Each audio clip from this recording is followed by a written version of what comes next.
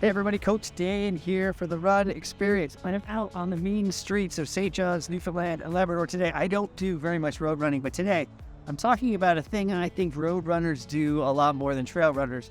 The other day I was out with some roadie pals and we got caught at a crosswalk, a red light, and as soon as we did, everybody in the group instantly put their right hand on their watch and paused their watch. And I'm here today to tell you to stop it. Just stop it. Just stop it. You don't need to do that. You're not helping yourself. You're not helping anybody. Here's why.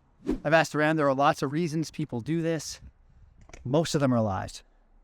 People tell me they do it because they want to know what their running pace is. People tell me they want to do it because they're gauging how quickly they can actually run for races. They tell me that they do this because they want their training effort and effect to be recorded properly by their watch app so that they can tell them what their effort should be at the next workout.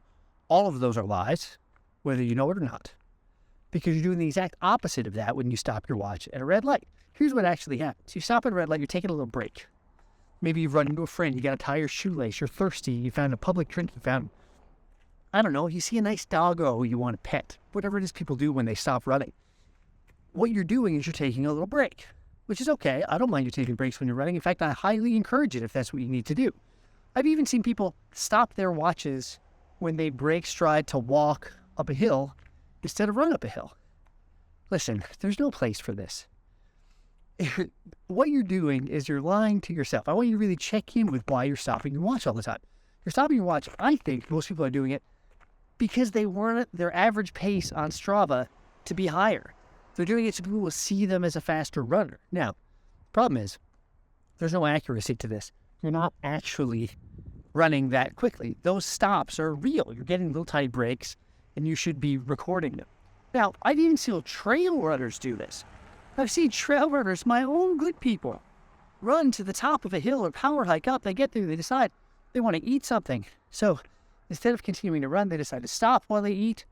Listen, you should probably learn to eat as you keep moving if you want to. I think it's a great thing to learn.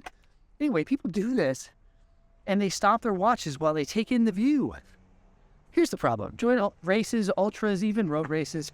No one stops the clock for you. The clock just goes. And so why don't you get used to that as the truth? Just the truth, man. You're running that fast for that amount of time. That's the truth.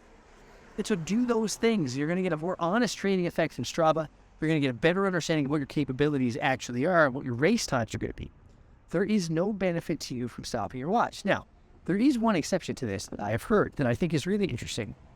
And that's that if you're doing an interval workout, you want to only record the intervals. You don't want to record the rest times. Well, I think that there's some truth to that, and I understand why people want to do it. But here's the other thing I learned from my roadie pals.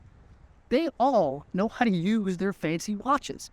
They can program workouts. Us trailies were not always as good at this, but being totally honest. They just program the workout into their watch so that the intervals are all set. Then when you go look at your data afterwards, either on your Connect app or on Strava, you can see the intervals broken out. That's what you should do.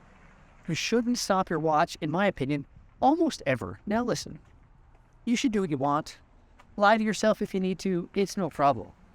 But I'm telling you, you will get better data. You will learn more about yourself as a runner, and you'll just know more if you don't stop your watch while you're running. There are exceptions to this. If you run into an old friend and you decide to stop on the trail and chat for 10 minutes, sure, stop your watch if you want to. But trust me when I tell you, you're going to be better off if you get out of that habit, if only because stopping it is the surefire way of forgetting to turn it back on and missing those miles. So you're out on the trail, on the road, on city pathways, anywhere at all. Just get out of the habit of stopping to watch. I think you're going to be a lot happier if you do.